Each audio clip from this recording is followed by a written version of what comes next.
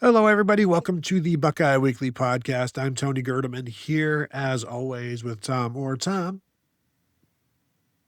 how's it going? Tony, we are a week-ish, a little more than a week away from the start of spring football, which, I'll take it. This has been a longer winter, it feels like, than we've had recently. So a little sign of spring is a very welcome thing right now. It's a welcome thing, Tom, but there are still some concerns to deal with. All right. Spring is right here, it's right around the corner, but don't get cocky, right? You do need to be concerned, and we are continuing our series looking at some concerns for each of the positions of the Ohio State Buckeyes. Today, we have reached the quarterbacks, Tom. And boy, when you return a Heisman finalist quarterback and you have a backup who's a former 5-star number 1 or 2 quarterback in a recruiting class, what's to be concerned about, right? Right? Am I right? Well, I'll tell you what's to be concerned about, Tom. First, my first concern here, a lack of mobility. Now, that's with the starting quarterbacks. Tavian St. Clair may be able to be a little bit more mobile than Julian Sand. But we saw last year Julian Sand, 42 rushes for a loss of 44 yards on the season, no touchdowns. We saw the struggles with the quarterback sneaks. He picked up some first downs here or there, very sparingly, and was able to keep some plays alive by scrambling, but it's not really a part of his game. And the reason why I think that's a concern, Tom, is you've got to go back to 2020, the last time somebody won a national championship without a quarterback who rushed for 200 or 300 yards, if not more. And that was Mac Jones at Alabama. So yeah, defenses hate playing guys that can run the ball. So that's one concern, Tom. That's maybe the top concern here is that Julian's saying, while he is mobile-ish, is not, um, I don't know, like, is not wanting to be maybe as mobile as he could be. Yeah, and I think this is a fair concern, and it's something that you feel like, yeah, they can probably find some workarounds for this, but it does feel like having a quarterback who can at least do what Carson Beck did last year for Miami, which is just kind of pick up 7 yards here, pick up 8 yards here, pick up 4 yards, just sometimes turn 2nd and 10 into 2nd and 6. And that's really all you're looking for. You don't need Michael Vick, but having something there, it feels like the years that Ohio State has kind of struggled to run the ball and maybe struggled in some ways to move the ball on offense. It has generally been the years where they haven't had that quarterback run threat. They were, Will Howard was not the greatest quarterback in the history of the world, but he was good enough and did enough with his legs that he was dangerous. Before that, the year with Kyle McCord, boy, you felt like we were talking about the lack of the quarterback run an awful lot that year. And even in 2018 with Dwayne Haskins and sometimes with CJ Stroud, it was like, boy, if they just had the quarterback run threat, you'd be a little more effective on the ground. I do wonder the fact that Brian Day brought in Arthur Smith, who is a little bit more of a ground focused offensive coordinator. I assume Arthur Smith is coming in knowing the pros and cons of Julian Sand's game in terms of throwing and running. And I wonder if Arthur Smith probably has some concepts and has some thoughts already in mind in terms of ways to sort of work around that. And, then the other question is, does Tavian St. Clair get involved in the offense? And that's something we've talked about a couple times. And I can just feel people rolling their eyes when we mention what if they bring in the backup quarterback for some kind of a dual threat run package? But, it's at least something that's a possibility. Yeah, and I'm not saying you need to rush for 600 yards. The quarterbacks that we're talking about, Fernando Mendoza, Will Howard, Stetson Bennett, 2 years, JJ McCarthy. These are all guys that rush between like 200 and 300 yards. That's all we're talking about. And then you've got Mac Jones who rushed for like 50 yards, which is what 100 yards more more than Julian Sand. And then you get to 2019 with Joe Burrow, who we know could run. So it's it's not a deal breaker, but it sure makes your life a little bit easier if you can or if you choose to. The second concern, Tom, that I have here is maybe something that we saw towards the end of the season as well. Defenses now have a lot of film on Julian Sayin and what Ohio State likes to do with them and where he likes to go where he likes to go with the ball. We've seen it, and yeah, sure. Watch out for number 4. Yes, we know that, but how they like to use what they like to do with saying what Julian Sayin does not like to do, what he favors.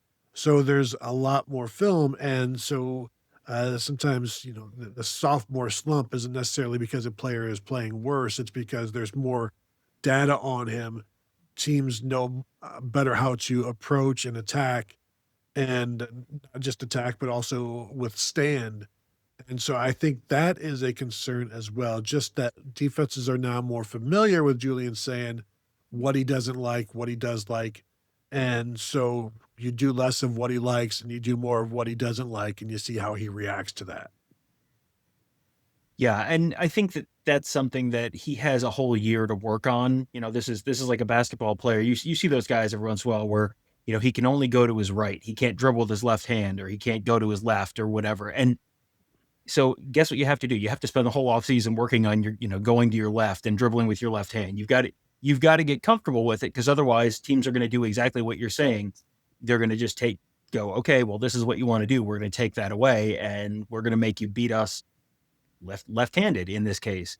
And so this is something that I think Julian Sayin is probably well aware of. I think Julian Sayin, Ohio State fans have had plenty of time to talk about, he missed this guy on this read, or, hey, this guy was wide open and he didn't see him, or, this, certain passing concepts he may not be as comfortable with.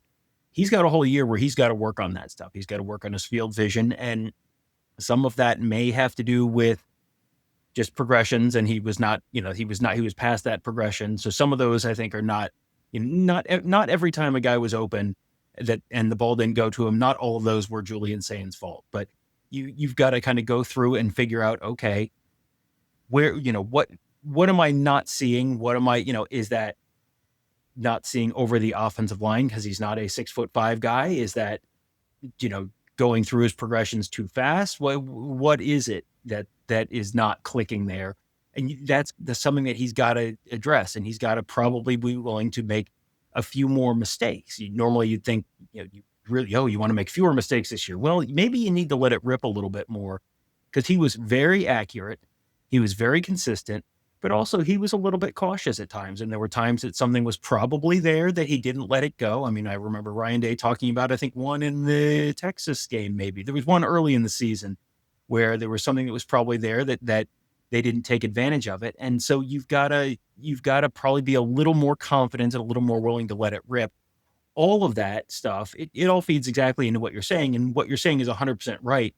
But while teams have an opportunity to learn from last year, Julian Sayin also has an opportunity to learn from last year and to get better in some of those areas.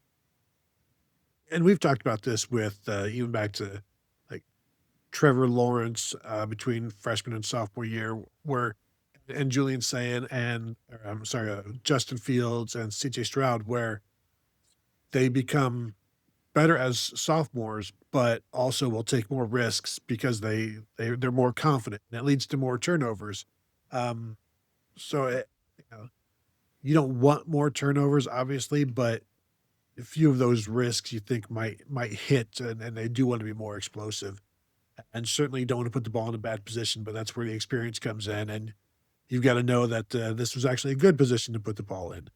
So, Tom, my third and final concern for the Ohio State quarterbacks this year is that you have lost Carnell Tate and Max Clare, who were essentially had just a few more catches than Jeremiah Smith, right? So probably those two combined for probably the same number of targets that Jeremiah Smith did.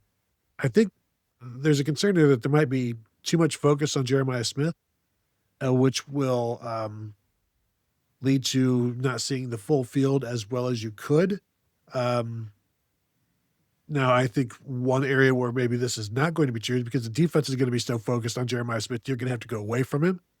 But I just wonder if the only known quantity in this passing game is Jeremiah Smith for Julian Sayin. That's the only guy that he knows he can go to at any point, and he's going to come down with it. He can trust him, but that's an awful lot of it's just one egg and it's just one basket. But if you keep putting that egg in that basket, again, that becomes something it's easier for defenses to adjust to. So there's a concern that there's too much focus on getting the ball to Jeremiah Smith for Julian Sand, which will then he's missing some other things, whether it's because they're not good enough or he doesn't trust them, or it's just like, I know I'm safer with Jeremiah.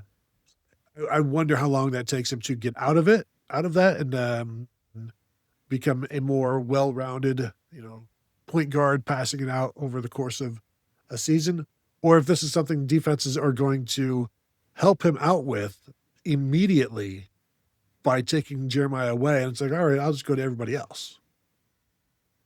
Well, I think that defenses are going to do their very best to help him out with taking Jeremiah Smith away. And this is something that they may have to work on in practice where, number one, we may not see Jeremiah Smith out there on every single rep because Jeremiah Smith is probably, I don't think they're doing the 10,000 rep club right now, but they are probably doing something kind of akin to it where Jeremiah Smith probably does not need to be out there every single snap on every single play. You're going to need to get some of the younger guys snaps, and you're going to need to start getting those younger guys and the new guys, Kyle Parker and Devin McEwen, into that rotation. So you're going to probably see a little less of Jeremiah Smith, which is ultimately a positive this spring because you have to find out what you got. And Julian Sayin needs to know what he's got, and Julian Sayin needs to start getting comfortable throwing to some of these guys. They're going to have to. This is a legitimate concern. I think there is a decent amount of optimism around Devin McEwen early. We haven't even seen practice one, but there's some optimism that Devin McEwen is going to be able to step in and play a decent role this year, but he's not going to be Carnell Tate. Carnell Tate's probably going to be wide receiver 1 in the NFL draft. It's, no matter what Devin McEwen's season looks like, Devin McEwen's not going to be wide receiver 1 in next year's NFL draft because Jeremiah Smith's going to be a wide receiver 1 in next year's NFL draft. So you're replacing Carnell Tate, and you're doing it with someone who is probably not going to be quite as good as Carnell Tate. And you're replacing Max Clare, and that's a difficult level of production to try and replace in terms of, a receiving threat at tight end there. So this is definitely a concern. I think there are enough possible solutions there between the new guys, Brandon Innes maybe being able to take on a little bit of a bigger role this year, be able to maybe stretch the field a little bit more than he did last year. Got a couple new tight ends to the transfer portal. You got a couple wide receivers to the transfer portal. You got a couple really talented true freshman wide receivers who are coming in that I think are maybe more likely to be able to step in. Maybe 3 of them able to step in to some degree or another this year, at least having the possibility of doing so. So there's a lot of potential answers there, but man, oh man, you lose Max Clare, you lose Will Kazmarek, you lose Carnell Tate, you lose Bryson Rogers, you lose Quincy Porter, you lose Mylan Graham. It's like, boy, oh boy, that is a lot of potential receiving targets. You got a lot of guys coming back for their second year. You got a lot of guys coming in for the first year. You got a lot of new guys coming in from other schools for their first year. But, there's a lot of possible answers there, but we don't know who the answers are going to be. And I don't know that Julian Sayin knows yet either. I'll just throw in a 3.5 here, Tom. In terms of concerns, if Julian Sayin was all that great, Miami would have made a play for him. So, yes, that's true. We don't know that they didn't make a play for him. That's I think Duke thought that they had their quarterback back, and then all of a sudden they didn't. So the fact that he didn't go in the portal doesn't necessarily have anything to do with whether Miami made a play for him or not. So, yeah, that's a bit of jest right there. So there you go. Just some concerns for the Ohio State quarterbacks this year. If you've got some concerns, go ahead and throw them in the comments. I'm sure you do. If you don't, then are you even a true Ohio State fan? If you haven't yet, hit the thumbs up on the YouTube. We'd appreciate that. 5-star rating and review, as you all know, is always appreciated. And you can continue to find us at BuckeyeHuddle.com. That will do it from here. Thank you all for tuning in. We will talk to you all later.